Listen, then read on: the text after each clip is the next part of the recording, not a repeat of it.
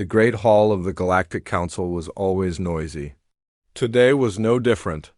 17 different alien species argued about trade routes, mining rights, and who controlled which planets. Their voices echoed off the crystal walls in languages that sounded like music, screams, and static, all mixed together. Ambassador Shunwei sat in her chair and watched it all. She had been doing this for 30 years. Every day the same arguments, every day the same problems. Every day the same species acting like children fighting over toys. The Zephyrians looked like living crystals. They sparkled when they talked, which was often. Their chancellor stood up and pointed one sharp finger at Chun. "The humans always make things too hard," he said. His voice sounded like wind chimes in a storm. "They want everything to be fair. They want to think about tomorrow. This slows us down." The other aliens nodded. The Corvani looked like giant insects with too many arms. They clicked and buzzed their agreement. The Deshans glowed with different colors when they were happy or angry. Right now they were flashing green, which meant they agreed with the Zephyrians. Chun had heard this before, many times. The humans always asked too many questions. They always wanted to make sure everyone was treated well. They always thought about what would happen in the future, not just today. This annoyed the other species. "Why do you humans care so much about the small species?" asked the Corvani representative. His voice sounded like grinding metal. "The gentlefolk on Pacifica are weak. The void dancers contribute nothing. Why waste time protecting them?" Chun felt tired. So very tired. She had spent 30 years trying to explain why every species mattered. 30 years explaining why fairness was important. 30 years watching these aliens ignore everything she said. The Deshan High Council's lights flashed bright yellow. "The human mining protocols are stupid," she announced. "Too many safety rules, too many checks. We lose money because of human rules." More nodding, more agreement.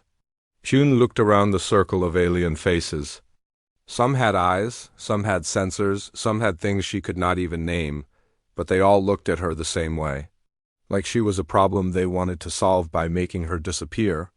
"The human trade systems are too complex," said a Valerian. "Officer, the Valerians looked almost like humans, except they were blue and had no hair. We do not need their computer programs. We do not need their math. We can do better ourselves." Chun stood up slowly. The hall became quiet. This always happened when humans moved or spoke. Other species could not explain it, but humans had a way of making rooms go silent. Maybe it was how they carried themselves. Maybe it was something else. "The Sol Confederation hereby formally withdraws from the Galactic Council, effective immediately," Chun said. Her voice was calm and clear. It carried to every corner of the Great Hall. "We thank you for the past century of cooperation and wish you well in your future endeavors." The silence stretched like a rubber band about to snap. Then the Zephyrian chancellor started laughing. The sound was like breaking glass. "Typical humans," he said between laughs, "always so dramatic. You will be back in a few months, begging us to let you return." But Chun was already walking toward the exit. Her small team of human diplomats followed behind her. They moved together like dancers who had practiced the same routine for years. Chun stopped at the big doors and turned around one last time. "We will not be back," she said.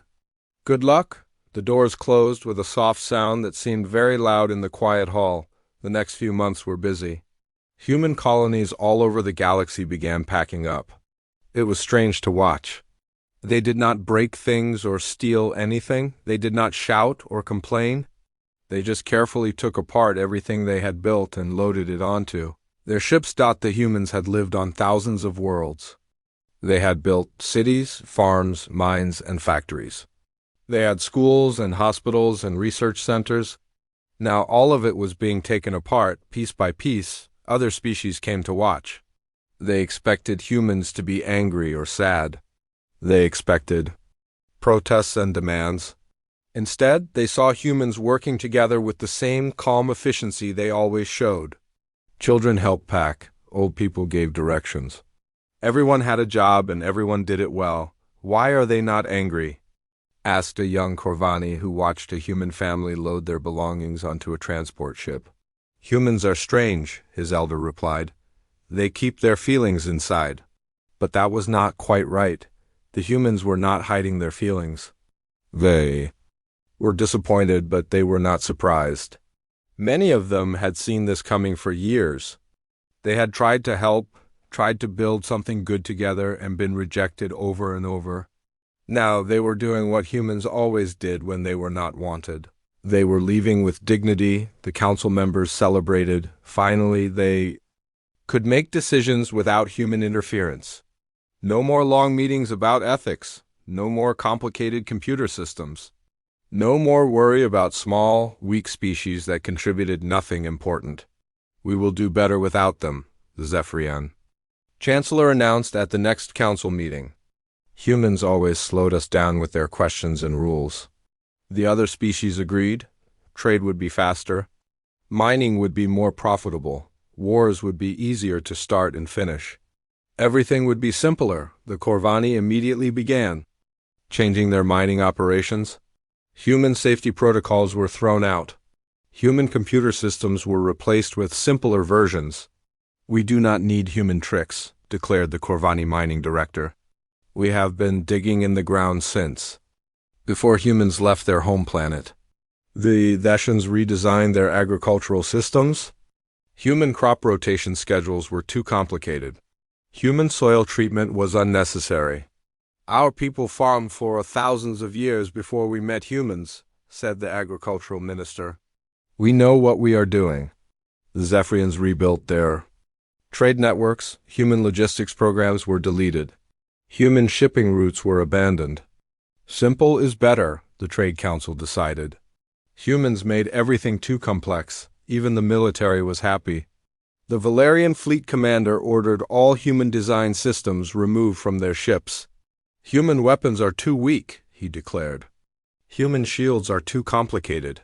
Human navigation systems ask too many questions. We will build better ships ourselves.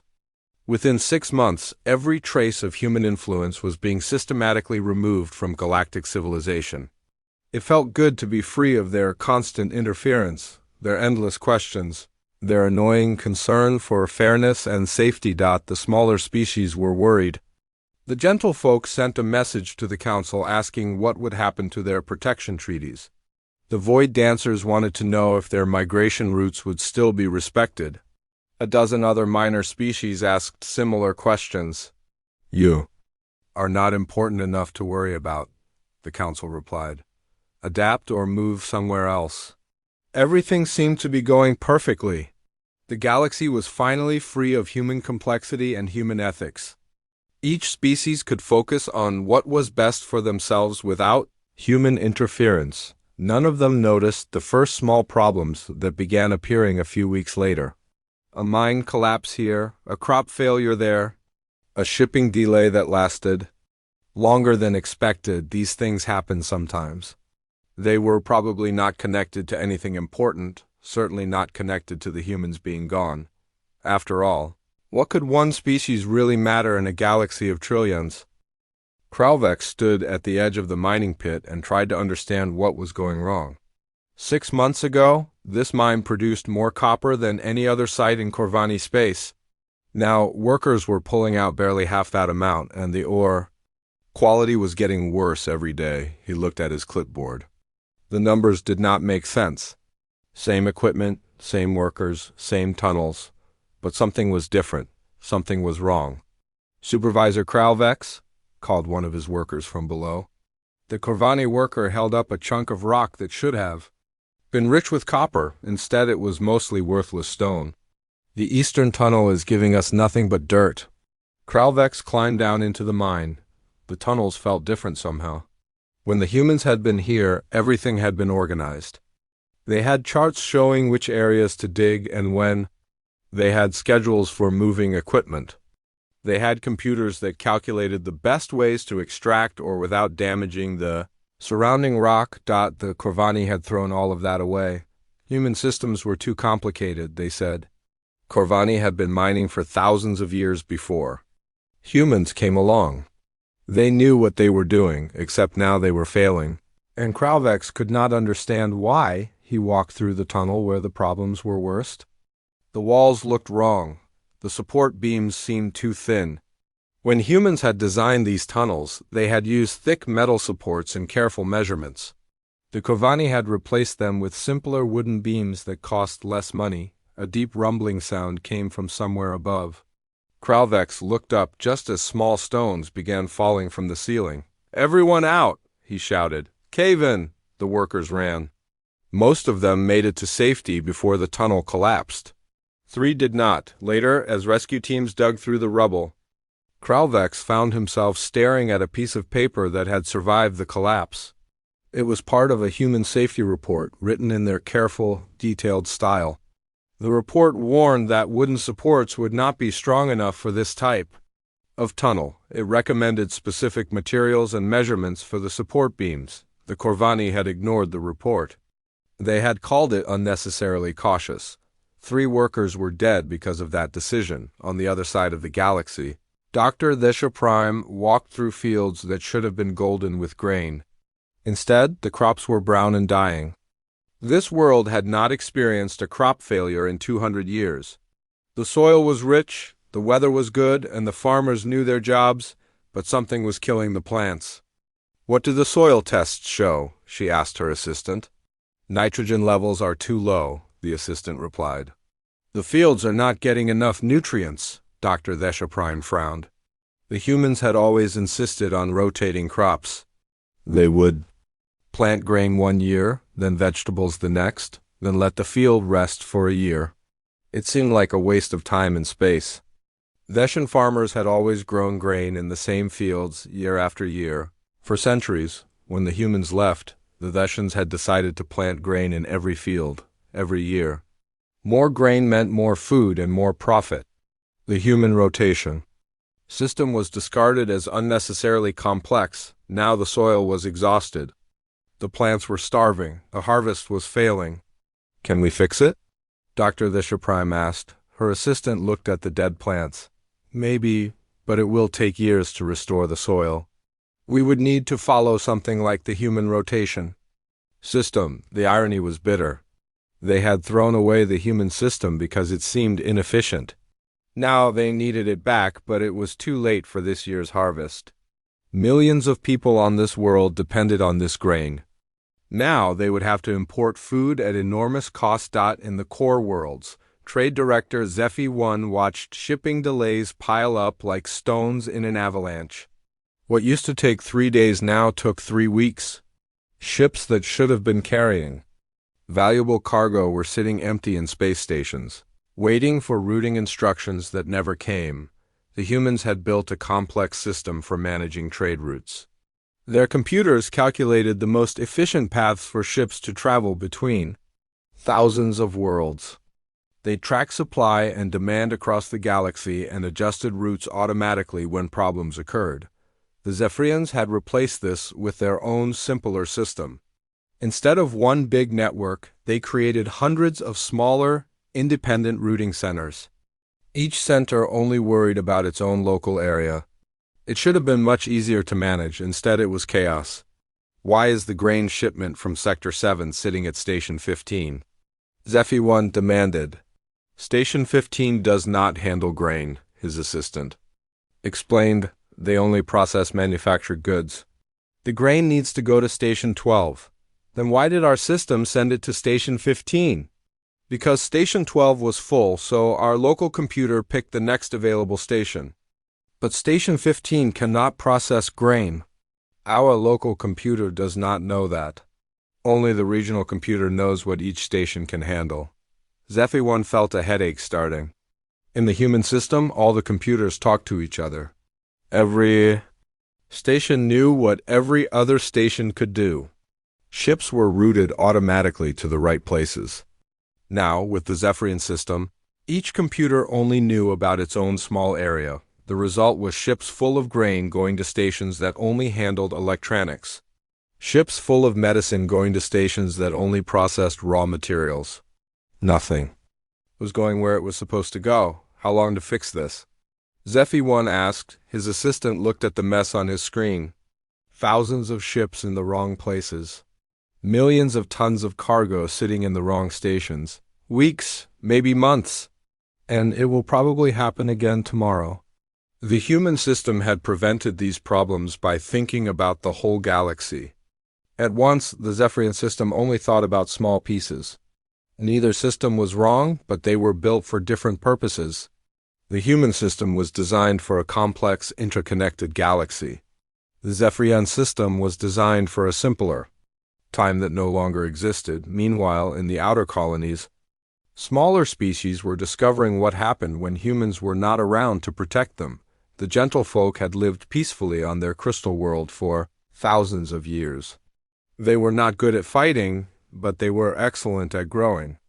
The rare crystals that powered faster-than-light communication systems. The humans had negotiated treaties that protected the gentlefolk in exchange for a steady supply of crystals at fair prices. Now a Corvani corporation had arrived with mining, ships and soldiers.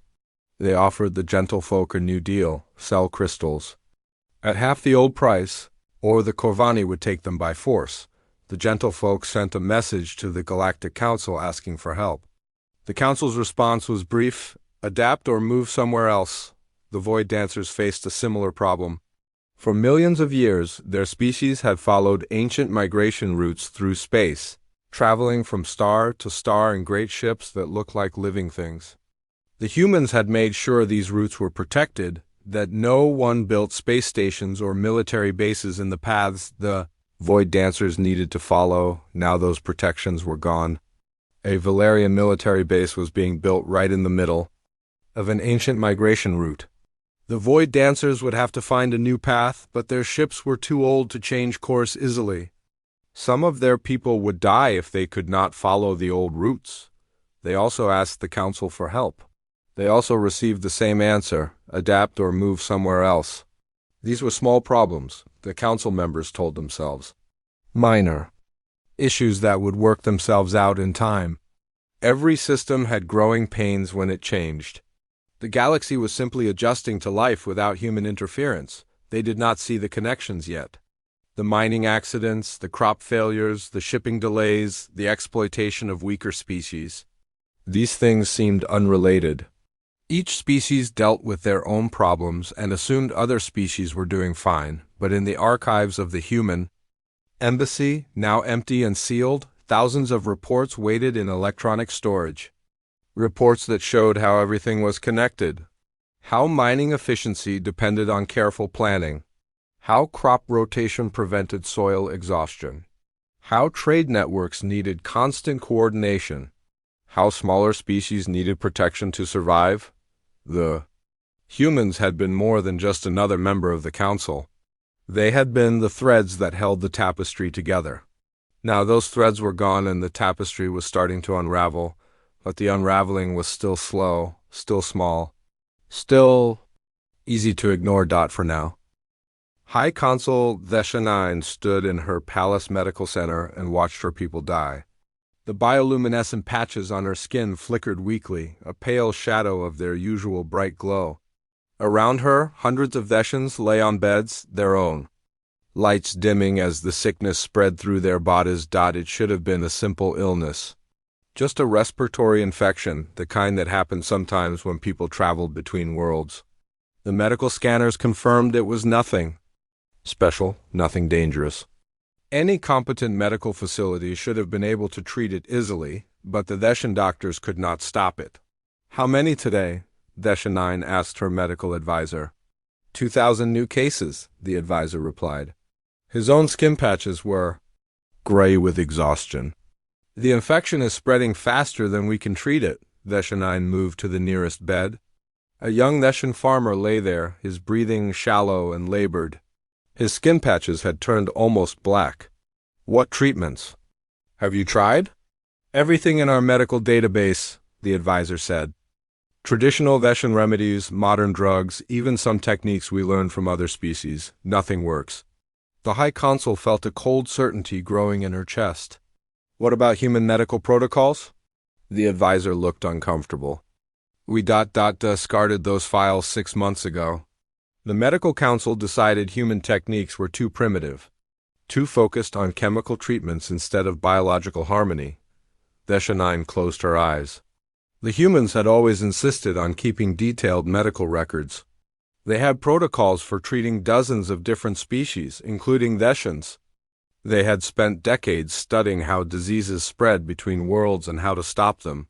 The Theshans had thrown all of that away because they believed their own biological sciences were superior. They had been studying life for thousands of years before they met humans. What could a young species possibly teach them about medicine? Now they knew. The humans had not been trying to teach the Theshans about Theshan biology. They had been teaching them about human medicine, which worked differently but often more effectively. Human doctors used chemicals and machines in ways that Theshan doctors found crude and inelegant, but crude and inelegant medicine was better than no medicine at all. Can we contact the humans for help? Deshanine asked. The advisor shook his head. We tried. Our messages reach the edge of former human space, but no one responds. Either they cannot hear us, or they choose not to answer. Across the galaxy, the Corvani Consortium was learning similar lessons. Mining Supervisor Kralvex had been promoted to regional director after his predecessor died in another tunnel collapse. Now he stood in an emergency meeting with the board of directors, trying to explain why their mining operations were failing across 17 worlds. Production is down 60%, he reported. Safety incidents have increased by 400%. We have lost over 3,000 workers in the past month alone. Board Chairman Kralprime's mandibles clicked angrily. How is this possible? We are using the same equipment. We are digging in the same places. The human safety protocols were more important than we realized, Kralvex explained. Their computer systems calculated stress points in tunnel walls. They predicted where cave-ins might happen. They scheduled maintenance to prevent equipment failures. We are Corvani, Kralprime snapped. We have been miners since before humans existed. Yes, sir, Kralvex agreed. But we were never mining on this scale before. When we only had a few dozen mines, traditional methods worked fine. Now we have thousands of mines across dozens of worlds. The old ways cannot handle that complexity. The truth was painful but undeniable. Human systems had not replaced Corvani. Knowledge, they had amplified it. They had taken traditional mining wisdom and scaled it up to galactic proportions. Without those systems, the Corvani were like expert swimmers trying to navigate an ocean. Their skills were real, but they were not enough for the challenge they faced. Can we rebuild the human systems? Asked another board member. Kralvex had been studying that question for weeks. It would take years to understand how they worked. The humans integrated everything: geology, engineering, logistics, safety protocols. Each part depended on all the other parts. We would essentially need to reinvent their entire approach to mining. In the core worlds, the Zephyrian trade networks had collapsed into complete chaos. Trade Director HFY sat in his office surrounded by screens showing thousands of ships stranded in space. Some had been waiting for routing instructions for weeks. Others had cargo that was rotting in their holds because no one knew where to send them. The food shipment from Verdania has been sitting at Junction Station 7 for 12 days, his assistant reported. The cargo is spoiling. Where is it supposed to go? We do not know. The destination was managed by the Human Central Routing System. Our local systems do not have that information. HFY looked at another screen showing a massive cargo ship full of medical supplies. What about the medicine shipment? Also stuck? It was part of a trade deal negotiated through human diplomatic channels. We do not have the delivery contracts. The scale of the problem was staggering. The human trade network had not just moved goods between worlds. It had managed the entire economic relationship between species. Every trade deal, every shipping contract, every pricing agreement had been coordinated through human systems. Now those systems were gone, and the Zephyrians were discovering that their own simpler network could not handle the complexity of galactic commerce. They could move goods within their own territory reasonably well, but they could not coordinate with other species effectively. The result was economic chaos. Food rotted in ships while planets starved. Medical supplies sat in warehouses while people died of treatable diseases. Raw materials accumulated in some places while factories shut down in others due to shortages. How long would it take to build a replacement for the human system? HFY asked his technical advisor. The advisor had been dreading this question. The human system took them over 50 years to develop, and they had the advantage of being involved in galactic trade from the beginning. They designed their system as trade networks grew. We would be trying to build something that complex all at once, to manage trade relationships we do not fully understand. How long? HFY repeated, decades, maybe longer. The military situation was equally desperate. Admiral Kethnox of the Valerian fleet stood on the bridge of his flagship and watched his proud navy struggle with basic operations. Ships that had functioned perfectly for years were now suffering constant system failures. Engineering report, he ordered. Sir, we have lost navigation systems on 3 more ships, his chief engineer reported. The computer cores are overheating. Because the cooling systems are not working properly. What is wrong with the cooling systems? We are not sure, sir. When we removed the human-designed components, we thought our own systems would be adequate. But something about the integration is not working. Admiral Kethnox had been in the military for 40 years. He understood ships and weapons and tactics. But he was beginning to realize that he did not understand the ships he commanded. The Valerians had built the hulls and the engines and the weapons, but the humans had designed the systems that made everything work together, navigation computers that coordinated with sensors, weapon systems that shared targeting data, life support systems that adjusted automatically to different species' needs, shield generators that responded to the specific types of weapons being used against them. Each individual component was Valerian technology. But the connections between components, the software that made them work as a unified whole, that had been human design. Can we contact human engineers for assistance? The Admiral asked. We tried, sir. No response. The smaller species were suffering even worse. The gentlefolk had been forced to accept the Corvani Corporation's demands. They were now selling their precious crystals for barely enough money to buy food.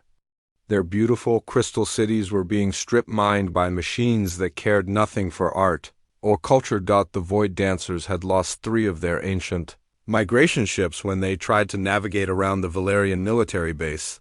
The old ships were not designed for course changes, and the stress had caused structural failures. Thousands of Void Dancers had died in space, far from any help. A dozen other minor species faced similar crises. Without human protection, they were being exploited, displaced, or simply ignored. The galaxy's powerful species had bigger problems to worry about than the fate of a few million unimportant people, but perhaps most disturbing was what happened on the research stations. Human scientists had been involved in thousands of ongoing experiments and studies. When they left, they had tried to transfer their work to other species. Most of those transfers had been rejected as unnecessary. Now, critical research was grinding to a halt. Studies of stellar mechanics that could predict dangerous solar flares, research into crop diseases that could prevent famines, development of new medical treatments that could save millions of lives. The humans had not just been participants in galactic civilization. They had been its maintenance crew, its problem solvers, its peacekeepers. They had spent a century building systems and relationships and knowledge that held everything together. Chancellor Zephy stood in the ruins of what had once been the galaxy's greatest trade hub. Empty ships drifted like ghosts around the massive space station. The lights that had once blazed 24 hours a day were now dim. Most of the docking bays were sealed and abandoned. 2 years had passed since the humans left. 2 years of watching galactic civilization tear itself apart. Status report, he ordered his aide. The young Zephyrion consulted his datapad. Though they both already knew the numbers, they had been getting worse every day for months. Veshan Hegemony reports another 1 billion casualties from the plague. They are requesting emergency medical assistance that we cannot provide. Corvani mining output has dropped to 12% of pre-Exodus levels. The Valerian fleet has lost 60% of its ships to system failures. Zephy closed his eyes. When the humans had first left, it had seemed like a victory. Finally, the galaxy could operate without their constant interference. No more complicated ethical debates. No more endless safety protocols. No more protection for weak species that contributed nothing. Now he understood that those weak species had contributed more than anyone realized. The gentlefolk had provided the crystals that made faster-than-light communication possible. The void dancers had carried messages and small cargo between distant systems. A dozen other minor species had filled small but vital roles in the galactic economy. Without human protection, most of them were gone now. Dead, displaced, or enslaved. And with them had died the services they provided. What about the emergency council session? Zephy asked. Only 7 species sent representatives, his aide replied. The others are too busy dealing with their own crises. 7 species out of 17? The Galactic Council that had once governed hundreds of worlds was falling apart. Species were withdrawing into isolation, trying to solve their own problems without help from neighbors who had their own disasters to manage. Any word from human space? The aide shook his head. Our long-range communications reached the edge of their territory, but we received no response. Either they are not listening or they choose not to answer. Zephy understood why the humans might not want to talk. For years, the council had dismissed their warnings, ignored their advice, and treated them as irritating obstacles to progress. When they had finally left in frustration, the council had celebrated their departure. Why would they want to help people who had shown them such disrespect? But desperation was driving former enemies to work together. In the Deshan medical centers, Corvani engineers were working alongside Deshan doctors, trying to rebuild the medical protocols the humans had designed. Their 2 species had been rivals for centuries, but the plague did not care about old grudges. Dr. Desha Prime led the joint medical team through another ward full of dying patients. The cooperation between species was remarkable, but it was also heartbreaking. They were like children trying to rebuild a broken clock without understanding how it worked. The human medical files we recovered are incomplete, she explained to her Corvani colleague. They reference diagnostic procedures we do not understand and treatment protocols that require equipment we do not have. Engineer Crow 15 examined a human-designed medical scanner that had been abandoned in a storage room. This device is integrated with 17 different systems, he said. Medical analysis, patient monitoring, pharmaceutical dispensing, environmental controls. We understand each piece, but not how they work together. That was the problem everywhere.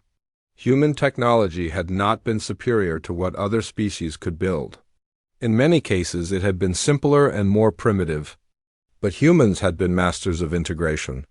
They had taken existing technologies from different species and connected them in ways that created something greater than the sum of its parts. A Deshan scanner was better at detecting biological problems.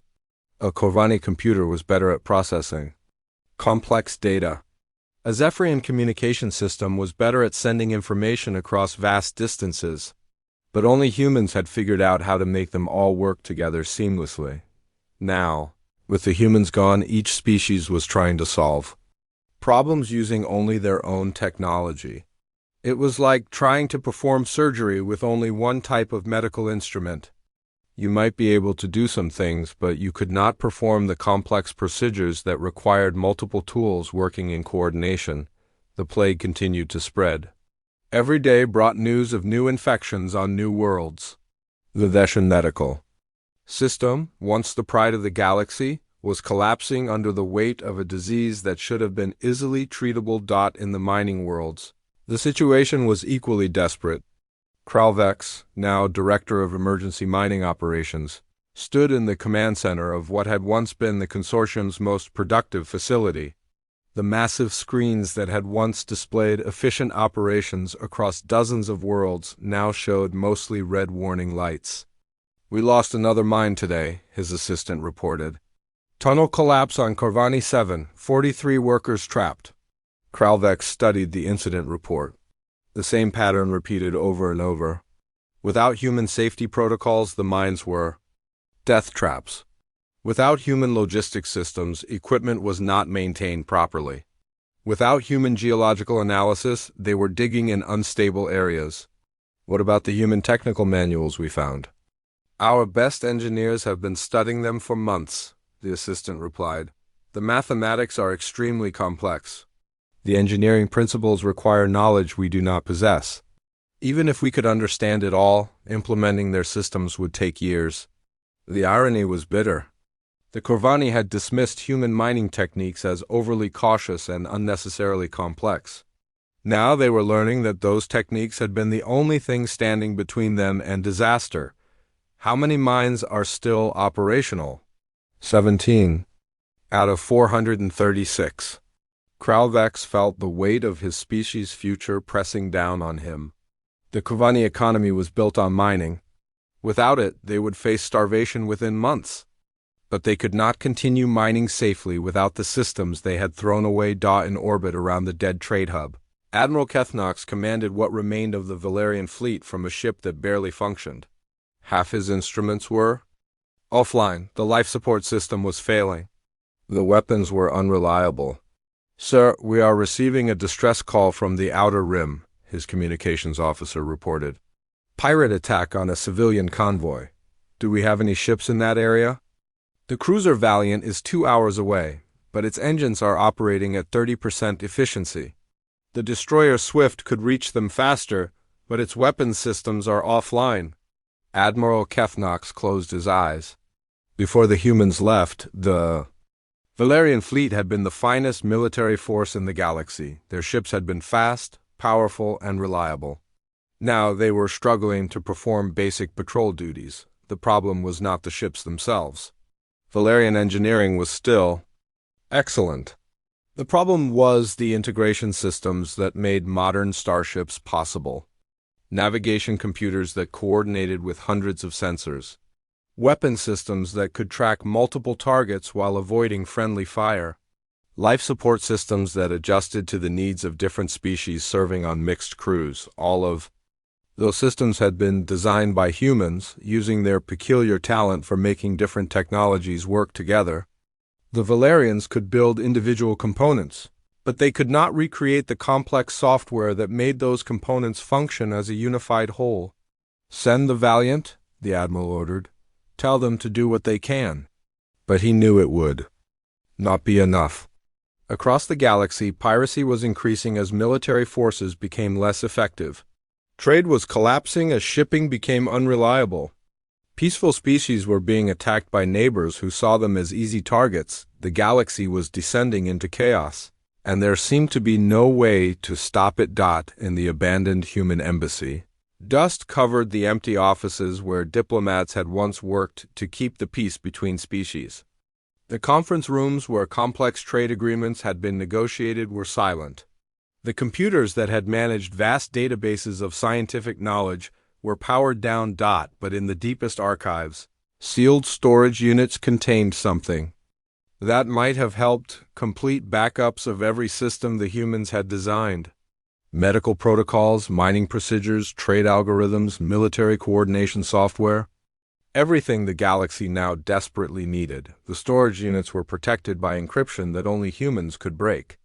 They had been designed as emergency backups intended to preserve human knowledge in case of disaster. The disaster had come. But the humans were no longer there to unlock their secrets. Species that had once been proud and independent were now begging each other for help. The Veshans asked the Corvani for mining equipment to trade for medical supplies. The Corvani asked the Zephyrians for ships to transport workers to safer mines.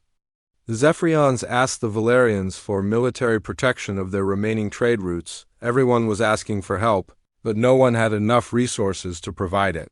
The galaxy had become a group of drowning swimmers, each trying to climb on top of the others to reach the surface, and in the depths of space, automated message beacons continued to broadcast into the void. Some carried pleas for help. Others offered 5 years had passed since Ambassador Chun Wei walked out of the council chambers.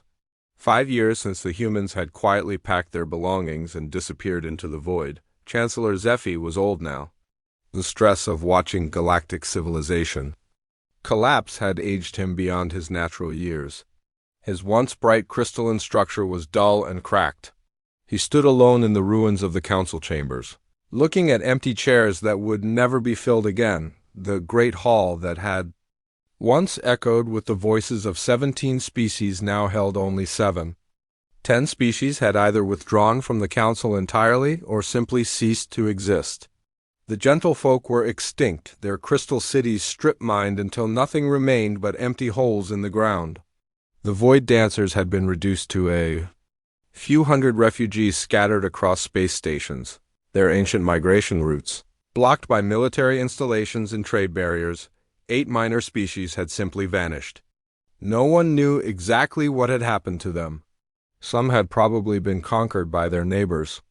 Others had likely died out when the complex trade networks that brought them food and supplies had collapsed. In the chaos of the past 5 years, entire civilizations could disappear without anyone noticing until it was too late. This morning, something unprecedented had happened. A message had arrived from human space. Not a response to the thousands of pleas for help that had been sent their way. Not an answer to the desperate diplomatic overtures that had been broadcast across the galaxy. Just a simple status report transmitted on open frequencies for anyone to receive. Zephy read it again, though he had already memorized every word. Sol. Confederation Status Report, Year 5 Post-Exodus. All human colonies reporting optimal conditions. New settlements established in Andromeda sector showing promising development. Population growth steady. Economic indicators positive. Scientific advancement proceeding on schedule. Message ends. No anger, no bitterness, no mention of the galaxies suffering. Just a calm, business-like report that humans were doing well without them. Sir? His aide approached cautiously. The young Zephyrian looked thin and tired. Everyone looked thin and tired these days. Food was scarce because agricultural systems had failed. Medicine was rationed because production facilities could not operate efficiently.